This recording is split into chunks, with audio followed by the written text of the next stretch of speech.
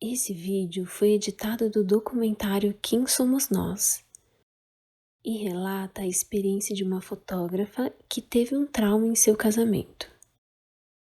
Esse trauma foi gerado depois que ela presenciou a traição de seu marido com uma amiga. E ao trabalhar em casamentos como fotógrafa, ela projeta sua experiência em todos os casamentos. O vídeo explica como os traumas emocionais são projetados no externo e o quanto isso altera a nossa visão da realidade.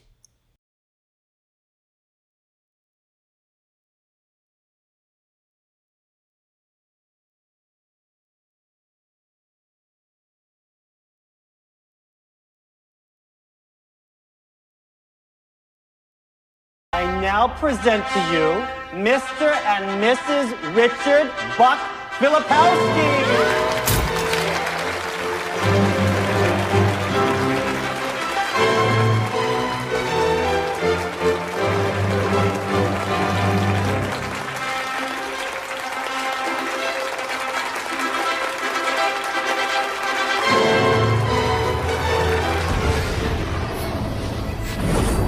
Rain, when it fires its thoughts, is likened unto the landscape of a thundercloud.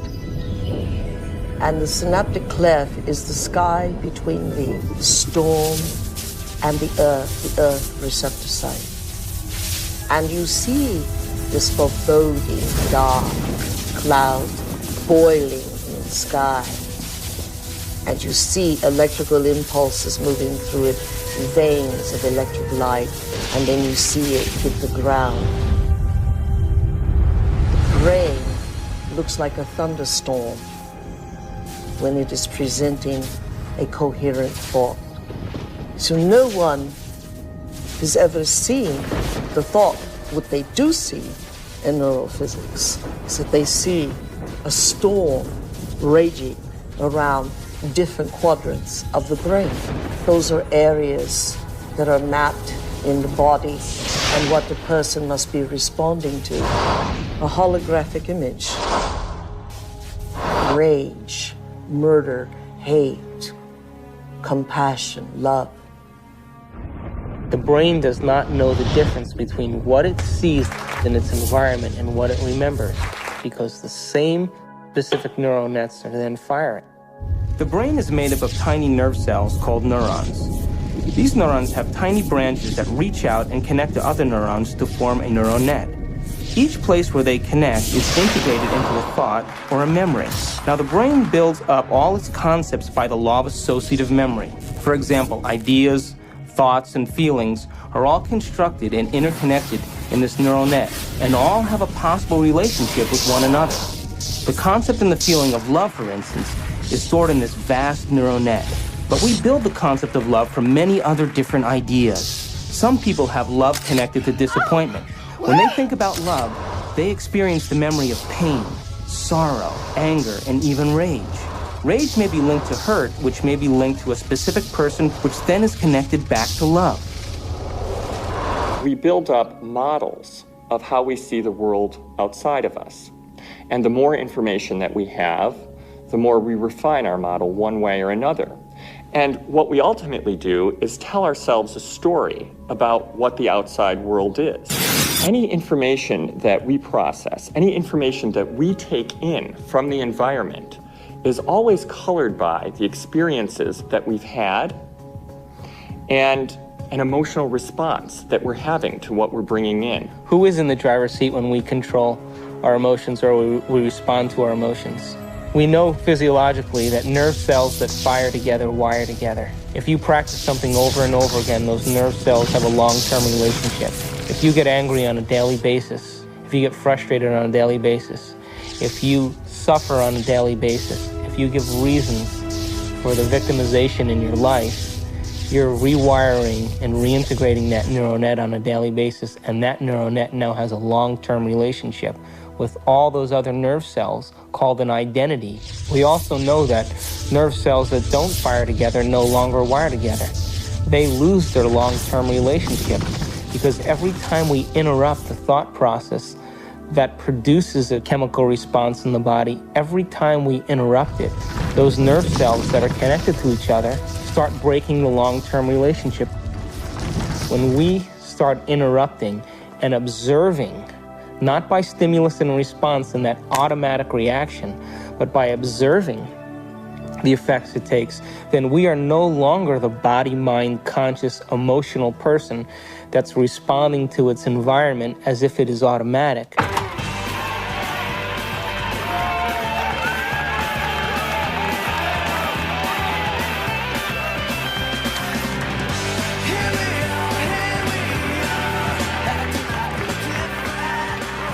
Does that mean emotions are good or emotions are bad?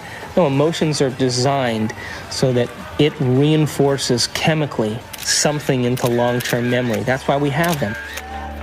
All emotion is holographically imprinted chemicals. The most sophisticated pharmacy in the universe is in here.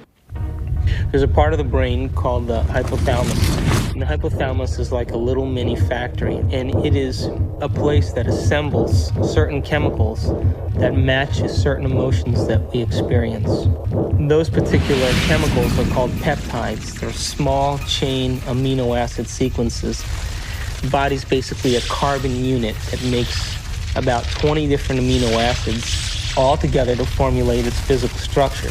The body is a protein-producing machine. In the hypothalamus, we take small chain proteins called peptides, and we assemble them into certain neuropeptides or neurohormones that match the emotional states that we experience on a daily basis.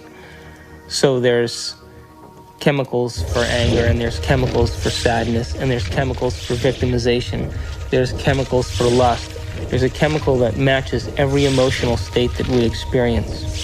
And the moment that we experience that emotional state in our body or in our brain, that hypothalamus will immediately assemble the peptide that then releases it through the pituitary into the bloodstream.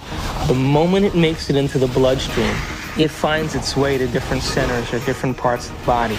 Now, every single cell in the body has these receptors on the outside. And one cell can have thousands of receptors studding its surface, kind of opening up to the outside world.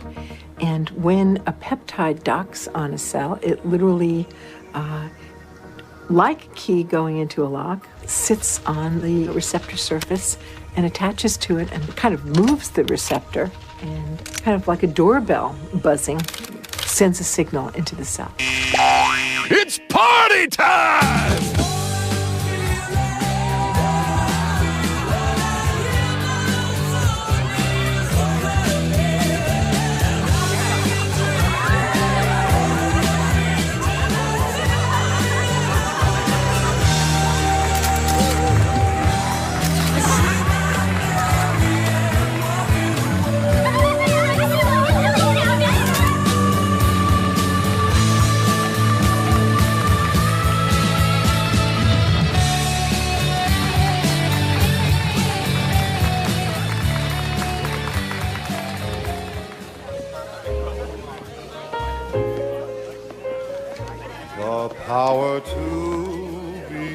What happens in adulthood is that most of us who've had our glitches along the way are operating in an emotionally detached place, or we're operating as if today were yesterday.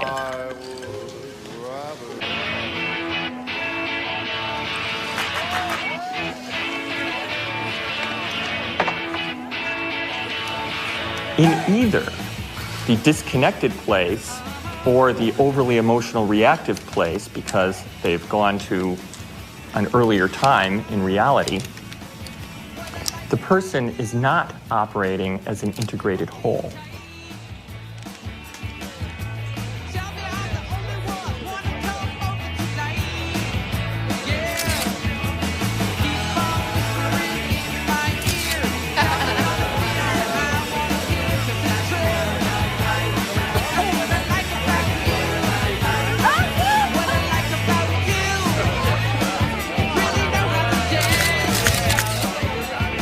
Along the outside of the cell are these billions of receptor sites that are really just receivers of incoming information. A receptor that has a peptide sitting in it changes the cell in many ways. It sets off a whole cascade of biochemical events, some of which wind up with changes in the actual nucleus of the cell. Hi, when I grew up, I want to become a photographer just like you. Oh. Got any tips? Take that picture. Thanks. Each cell is definitely alive, and each cell has a consciousness, particularly if we define consciousness as the point of view of an observer. There is always the perspective of the cell. A few years later.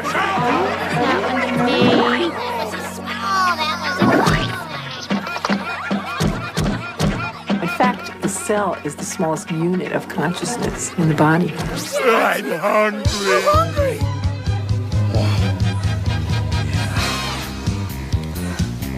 Oh yeah! We've commandeered an entire serving plant!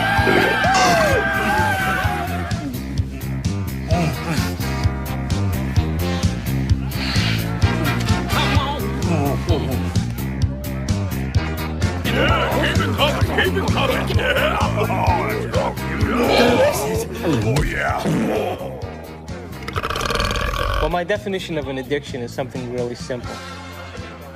Something that you can't stop. Oh, make me suffer, please. You wanna hurt? We bring to ourselves situations that will fulfill the biochemical craving of the cells of our body by creating situations that meet our chemical needs. It always happens to me. Every day. An addict will always need a little bit more in order to get a rush or a high of what they're looking for chemically. Don't tell me to calm down. You're always bossing me around. So my definition really means that if you can't control your emotional state, you must be addicted to it. Oh, I knew this was gonna happen. That's not what we agreed upon. You're not going to screw me. Read the contract, You dear. won't do anything about it, so I No, will. no, ma'am. Don't dip your half-eaten shrimp back into the cocktail sauce. Screw you and your health codes. I am the bride's sister. I'll stick my ass in the cocktail sauce if I damn well please. Come on. I want you to get out there and serve and make sure everybody has a full glass. Fun, fun, fun. Listen, you won't do anything about it, so Just like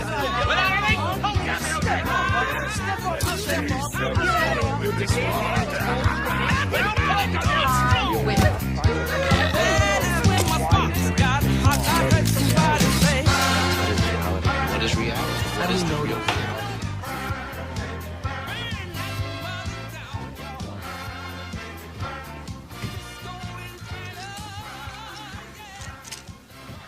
So how can anyone really say they're in love with a specific person, for example?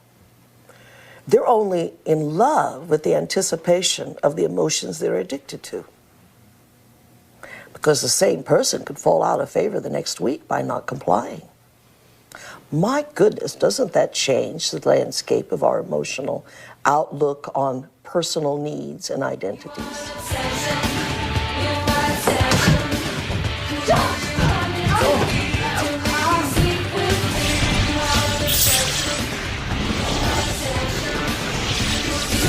Oh, yeah. Come here.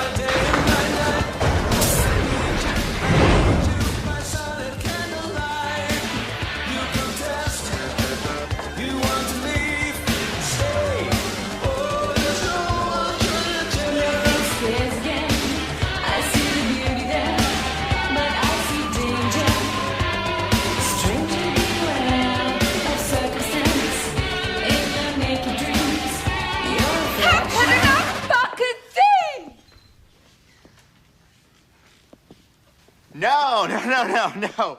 You got the punchline wrong. It's a photographer's joke. Go on about your music.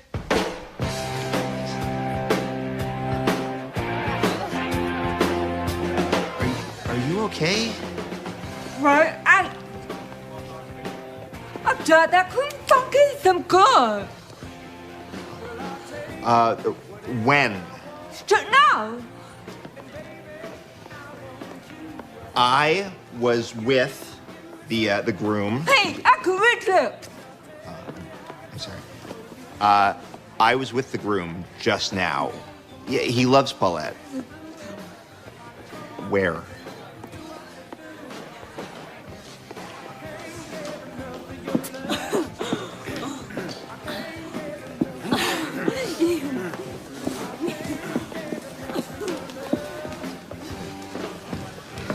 Polacks, they all look the same in a tux.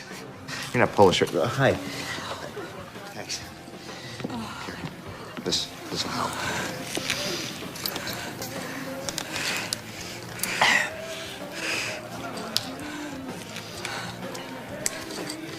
Oh, thank you.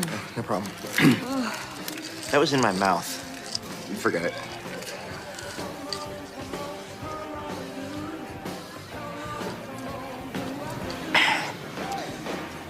So, what's your name? Elliot. Hi. Yeah. It's, I'm Amanda. Hey, Amanda. I should have asked you what your name. You photograph a lot of weddings? Yeah, I hate it. I'm doing the thing again with my hands. I'm sorry. We are emotions, and emotions are us. Again, I can't separate emotions. When you consider that every aspect of your digestion, every sphincter that opens and closes, every group of cells that come in for nourishment and then moves out to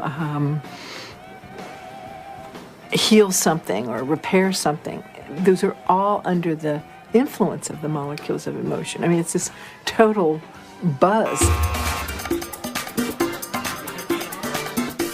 So you ask if emotions are bad. Emotions are not bad. They're life. They color the richness of our experience. It's our addiction that's the problem. The thing that most people don't realize is that when they understand that they are addicted to emotions... Another drink? It's not just psychological. It's biochemical. Think about this. Heroin uses the same receptor mechanisms on the cells that our emotional chemicals use. It's easy to see then that if we can be addicted to heroin, then we can be addicted to any neuropeptide, any emotion. To the groom! To the groom. Woo.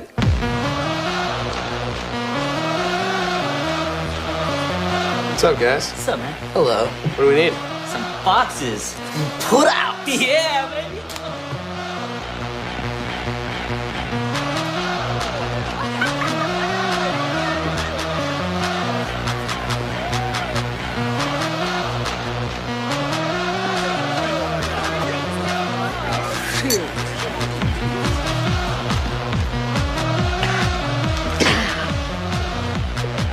So. The relevant search command that's going on is related to finding a certain emotional state. I mean, we can't even direct our eyes without having an emotional aspect to it.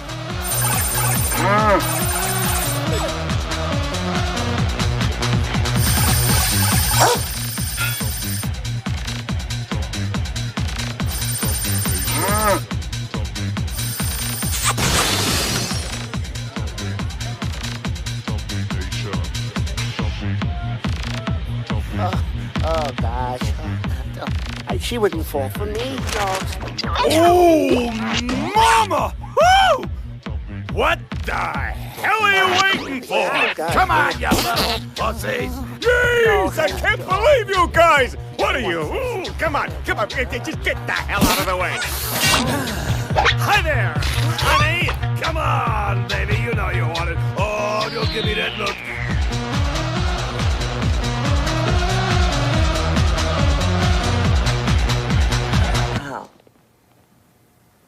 What about people who are addicted to sex?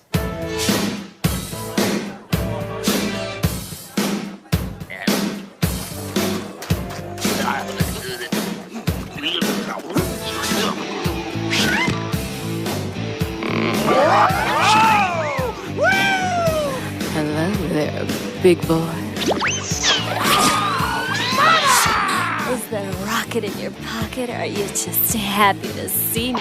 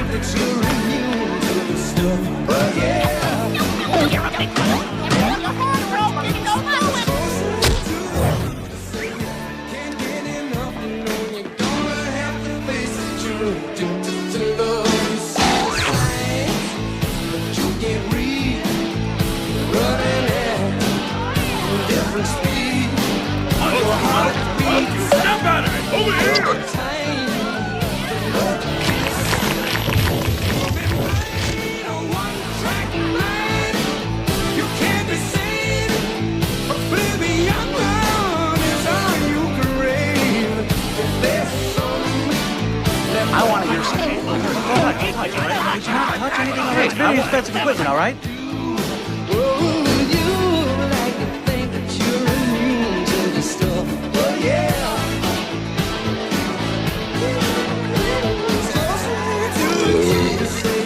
I want to hear some polka music, okay? I'm gonna play These people want to hear some polka music. Play You can't have a Polish wedding without polka music!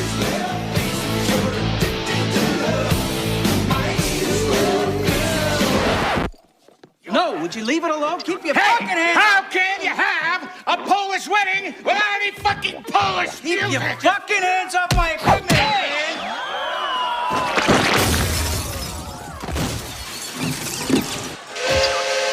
Like I said before, it ain't a Polish wedding without a polka!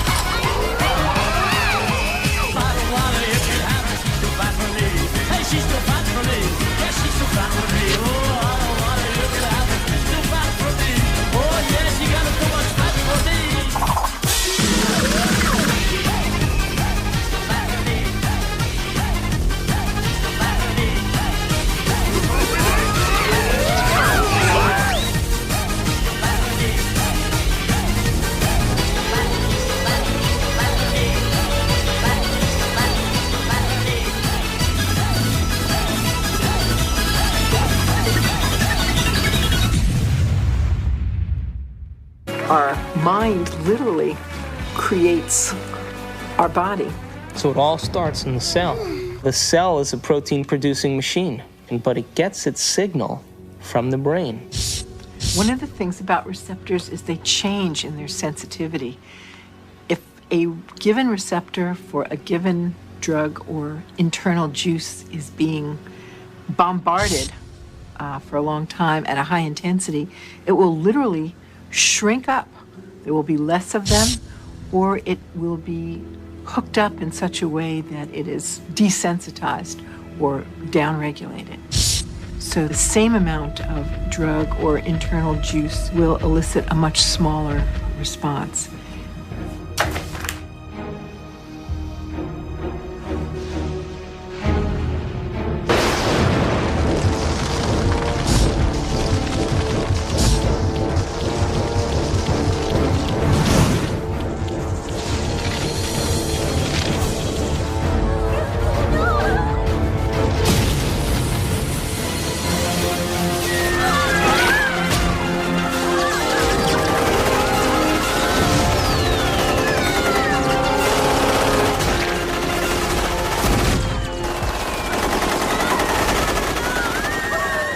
If we're bombarding the cell with the same attitude and the same chemistry over and over again on a daily basis, when that cell finally decides to divide, when it produces a sister cell or a daughter cell, that next cell will have more receptor sites for those particular emotional neuropeptides and less receptor sites for vitamins, minerals, nutrients, fluid exchange, or even the release of waste products or toxins.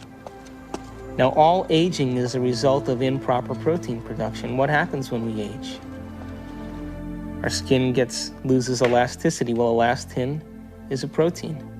What happens to our enzymes? We don't digest as well. What happens to our synovial fluid? Those are proteins. They become brittle and stiff. What happens to our bones? They become thin. So all aging is a result of improper protein production. So then the question arises, does it really matter what we eat? And does nutrition really have an effect if the cell doesn't even have the receptor sites after 20 years of emotional abuse to even receive or to let in the nutrients that are necessary for its health?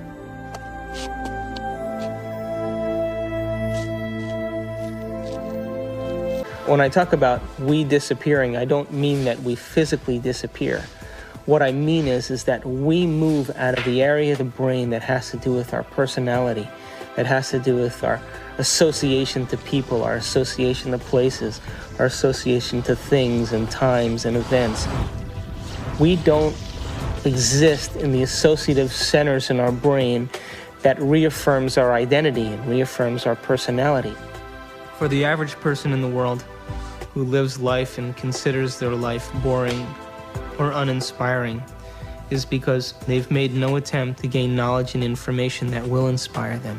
They're so hypnotized by their environment through the media, through television, through people living and creating ideals that everybody struggles to become, that no one can actually become in terms of physical appearance and definitions of beauty and valor that are all illusions, that most people surrender and live their life in mediocrity.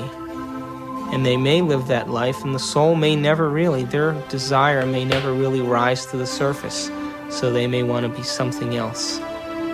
But if it does rise to the surface, and they ask themselves if there is something more, or why am I here? What is the purpose of life? Where am I going? What happens when I die? They start to ask those questions. They start to flirt and interact with the perception that they may be having a nervous breakdown. And in reality, what they're doing is that their old concepts of how they viewed their life in the world start to fall apart. We're in completely new territory in our brain. And because we're in completely new territory, we're rewiring the brain, literally reconnecting to a new concept. Then ultimately, it changes us from the inside out. If I change my mind, will I change my choices? If I change my choices, will my life change? Why can't I change? What am I addicted to? What will I lose that I'm chemically attached to? And what person, place, thing, time, or event that I'm chemically attached to that I don't want to lose because I may have to experience the chemical withdrawal from that? Hence the human drama. I am much more than I think I am. I can be much more even than that. I can influence my environment with people. I can influence space itself. I can influence the future. I am responsible for all those things. I and the surround are not separate. They're part of one. I'm connected to it all. I'm not alone.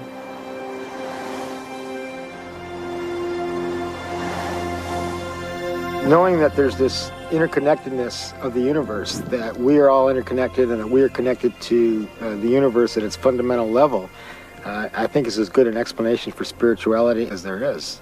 To acknowledge the quantum self, to acknowledge the place where we really have choice, to acknowledge mind, when that shift our perspective takes place. We say that somebody has been enlightened.